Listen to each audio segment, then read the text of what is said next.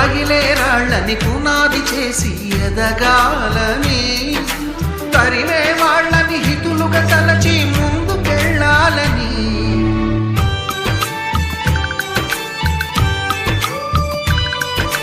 కన్నుల నీటిని కలల సాగుకై వాడుకోవాలని,